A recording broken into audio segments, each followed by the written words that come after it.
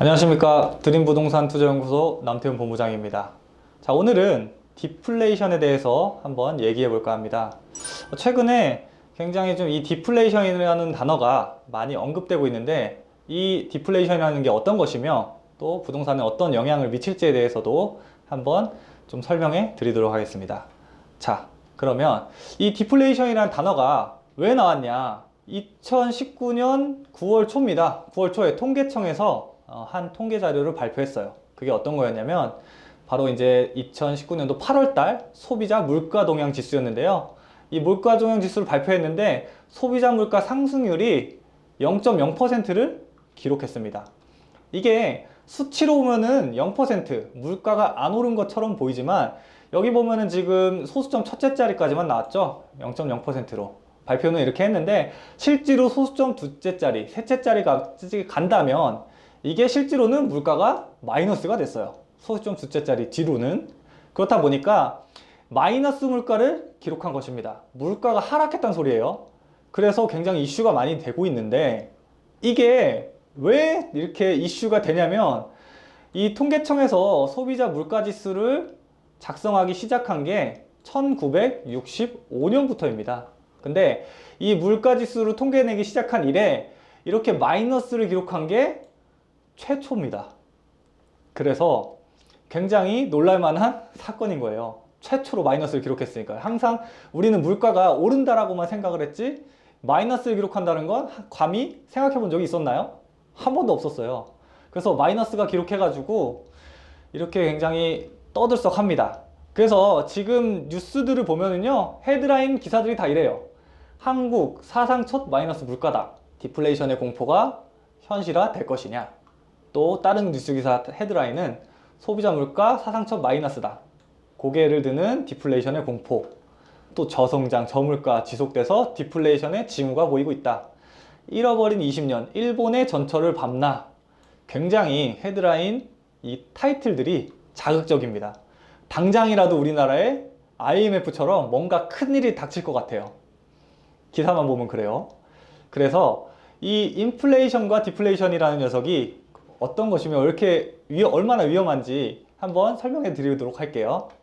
자, 먼저 인플레이션이라는 얘기는 굉장히 많이들 들어보셨을 겁니다. 익숙한 단어죠. 인플레이션이라는 게 뭐냐면 지속적으로 물가가 상승하는 현상을 인플레이션이라고 우리는 부릅니다.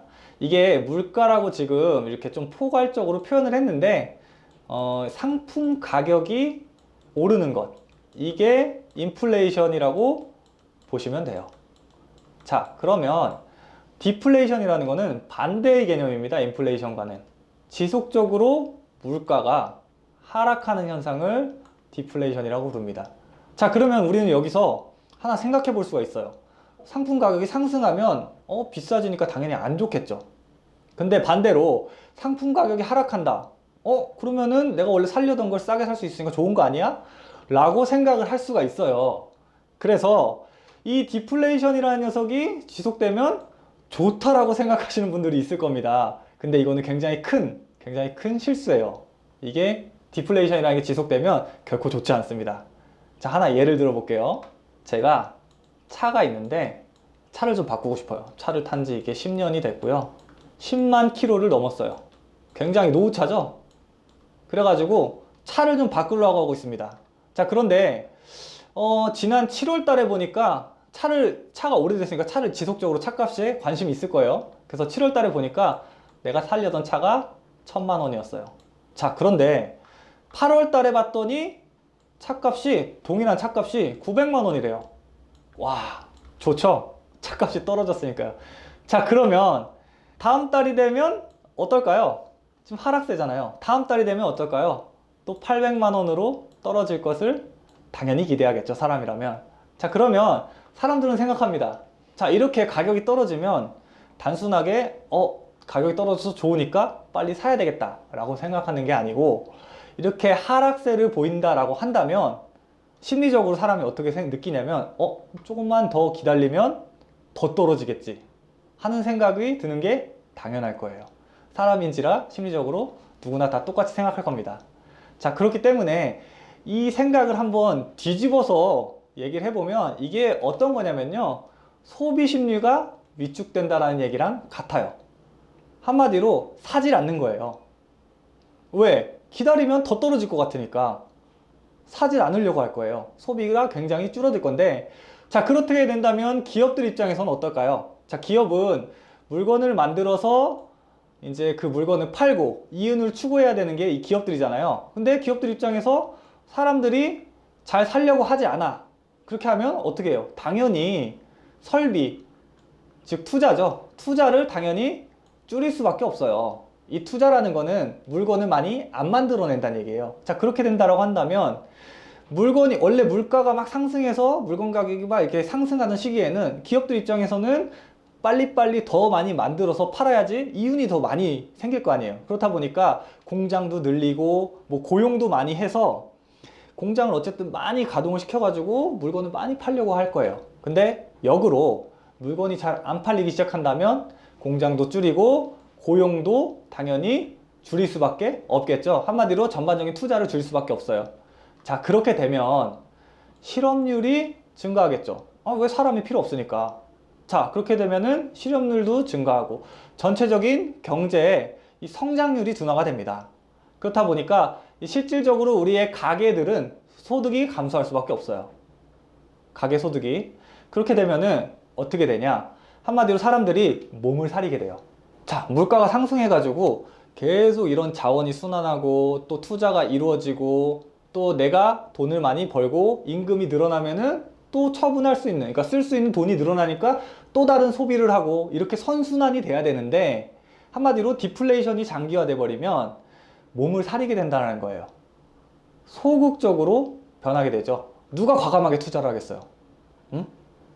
투자하면 할수록 손해보는데 누가 감히 나설 수 있겠습니까? 아무도 안 나서요. 몸을 사리게 되는데 그렇게 소극적이면서 무기력한 사회가 될 수밖에 없어요. 즉, 사회가 죽은 사회가 돼요. 죽어버리는 사회가 돼요. 그러니까 우리가 인플레이션이 굉장히 좀 무섭다라고 생각을 하는데 적정한 인플레이션은 사회의 윤활유 같은 역할을 하는 것입니다. 그래서 이런 장기적인 어떤 불황 하면은 어떤 게 떠오르죠? 많은 분들이 일본을 떠올리실 거예요. 자, 일본이 지난 20년, 최근에는 아베 정권이 들어서면서 좀 경기가 많이 회복세를 보이긴 했지만 사실상 90년대 초반부터 2000년대 초반까지 약 20년간 굉장히 이 장기적인 불황을 겪었어요. 그래서 우리나라도 그렇게 일본의 전철을 따라가는 것이 아니냐, 이런 디플레이션을 통해서 그렇게 우려하시는 이런 시선들이 많은데 결론적으로 말씀드리면요, 일본을 따라가지는 않을 겁니다. 일본을. 이건 단언할 수 있어요. 일본을 따라가진 않아요. 그렇다면 왜 일본을 따라가진 않을까요? 일본이라는 나라를 보면은요, 자, 50년대에서부터 70년대까지 이 군수산업을 통해서 확장시켰어요. 경제를. 자, 50년대는 6.25죠. 한국전쟁입니다. 한국전쟁을 통해서 굉장히 많은 군수물자를 팔아서 일본 경제가 상승을 했고요. 그리고 70년대까지, 50년대부터 70년대까지 걸쳐서 뭐가 있었죠? 바로 이 베트남 전쟁이 있었어요. 베트남 전쟁에도 일본이 굉장히 많은 군수물자를 팔았습니다. 그런 식으로 해가지고 경제가 굉장히 상승했어요. 여기에다가 추가적으로 그때 당시까지만 해도 일본의 노동력이 굉장히 싼 돈으로 쓸 수 있는 이러한 노동력이었어요. 여기에 우리가 70년대 일본의 이 전제 산업이 굉장히 발전했죠. 소니 하면 워크맨, 아니면은 또 다른 어떤 가전기기들, 이러한 이 제조업을 통해서 일본 경제가 엄청나게 발전을 합니다. 엄청난 성장을 이뤄요. 엄청난 성장을. 그렇다 보니까 이렇게 넘치는 돈들이 어디로 갔냐면 주식이라든지 부동산으로 굉장히 많은 돈들이 흘러 들어갔습니다. 그렇다 보니까 이 주식이 굉장히 상승하고 부동산 가격도 진짜 끝을 모를 정도로 엄청나게 상승했던 시기가 이 80년대예요. 자, 그런데 일본이 여기서 큰 직격탄을 맞는 게 뭐였냐면 바로 85년에 미국과 맺었던 이 프라자 합의라는 것입니다. 자, 이게 뭐냐면, 자, 이때 당시에 이런 식으로 일본이 이런 가전제품, 이런 제조업 시장을 중심으로 해가지고 수출이 굉장히 활발하게 일어나다 보니까 미국 입장에서 일본과 이 교역할 때 대미 무역 적자가 굉장히 극심했습니다. 몇 배가 차이 날 정도로 엄청나게 극심했어요. 그래서 미국이 이 전 세계에 패권을 쥐고 있는 이런 나라다 보니까 일본이 성장하는 것을 가만히 볼 수가 없죠. 그래서 어떤 조치를 취했냐? 이 프라자 합의를 통해서 일본의 그 환율, 엔화를 절상을 시켜버립니다. 엄청나게 상승을 시켰어요. 자, 이렇게 환율을 상승을 시켜버리면 어떤 일이 발생하냐면 일본은 수출을 하면 수출할수록 미국과 어떤 무역 수지가 흑자를 기록하던 게 점점점 낮아질 수밖에 없고 적자로 돌아설 수밖에 없어요. 그때 당시 환율을 거의 2배 이상 상승시켜 버렸거든요. 자, 그렇다 보니까 일본이 이렇게 환율이 갑자기 꺾이면서 수출이 활발하게 일어나지 않고, 자, 이러다 보니까 장기적인 경기 침체로 들어섭니다. 당시에 주식이 폭락했던 건 당연하고요. 부동산 가격도 90년대 초반에 최고점 대비해 가지고 90년대 후반에 가서는 최대 빠진 게 80%까지 하락한 것도 나왔어요.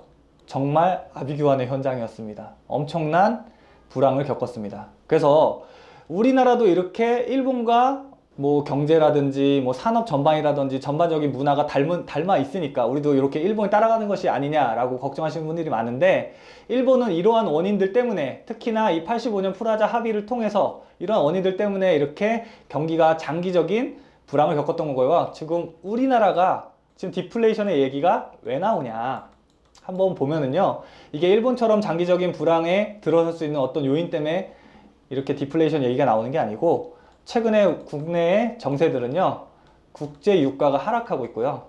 지금 국제 유가가 굉장히 좀 떨어지고 있는 상황이고, 자, 여기에 굉장히 올해 같은 경우에 폭염이 극심했어요. 그렇다 보니까 농산물이 굉장히 호황을 누렸습니다. 상품들이 굉장히 이 재배가 많이 됐어요. 그래가지고 농산물 가격이 하락을 하고, 여기에다 추가적으로 정부에서는 경기가 안 좋다 보니까 유류세를 많이 인하한 거 들어보셨을 겁니다. 유류세 인하 조치 덕분에 전반적인 경기 지표가 하락세를 보였던 거예요. 그렇다 보니까 물가 상승률이 0% 혹은 마이너스 %를 기록했던 거고, 물가가 떨어지는 것처럼 보였던 겁니다. 자, 그런데 우리나라의 이런 물가 하락으로 보이는 원인들은 일시적인 거였어요. 그래가지고 정부에서 지난 8월달 물가 상승률이 하락세를 보이니까 즉각적으로 대응했습니다. 만약에 장기적인 어떤 하락의 조짐이 보이면 적극적으로 개입을 해서 좀 물가를 끌어올리겠다. 적극적인 뭐 추경을 통해서라든지 예산을 많이 투입해가지고 물가를 끌어올리겠다라고 발표를 했습니다. 그렇기 때문에 우리나라랑 일본은 상황이 전혀 다른 상황이다라고 보시면 돼요. 자, 그래서 이런 상황에서 우리는 어떻게 대처할 것이냐, 이게 중요하잖아요. 위기가 곧 기회인 것입니다. 지금 현재 우리나라에서 벌어지고 있는 이 디플레이션은요, 장기적인 이 디플레이션으로 갈 확률은 굉장히 적다라고 보시면 됩니다. 왜? 일단은 일본과는 다르게 우리나라의 상황은 이제 단기적인 요인 때문에 이렇게 디플레이션이 발생한 거고요. 여기에다가 일본은 그렇게 디플레이션이 발생했을 때 정부에서 좀 대처가 미흡했던 그런 부분도 있었어요. 적극적으로 하지 않았던 부분도 있었습니다. 그런데 우리나라는 그와 다르게 대응을 적극적으로 한다라는 점. 이런 부분들 때문에, 자, 어떤 일이 발생하냐면요, 이렇게 언론에 민감하신 분들은 디플레이션이 발생해? 그러면은 부동산 가격도 떨어지는 거 아니야? 빨리 팔아야 되겠다 라고 이렇게 마음 약하신 분들이 있어요. 그렇다 보니까 시장에는 이렇게 급매물이 또 한 번 등장할 가능성이 있습니다. 그렇기 때문에 이 디플레이션은 어쨌든 단기적인 거라겠죠? 장기적으로는 가지 않을 겁니다. 그렇기 때문에 이렇게 급매물이 등장한다면 어떻게 해야겠죠? 바로 잡으셔야 돼요. 당연히 바로바로 잡으셔야 됩니다. 그리고 여기에다가 지금 현재 우리나라의 지금 부동산 정책은 뭐 바뀐 게 있나요? 디플레이션이 조짐이 보인다고 해서 뭐 바뀐 게 있어요? 없어요. 하나도 바뀌지 않았습니다. 아직도 서울에는 공급이 부족하고요. 앞으로도 공급이 부족할 거예요. 그러니까 한마디로 이번 이 디플레이션 사태를 통해서 부동산이 하락할 것이다? 그럴 일은 없습니다. 부동산 하락 안 할 거고요. 정책적으로도 바뀐 거 없으니까 이 가격 상승 계속 유지할 겁니다.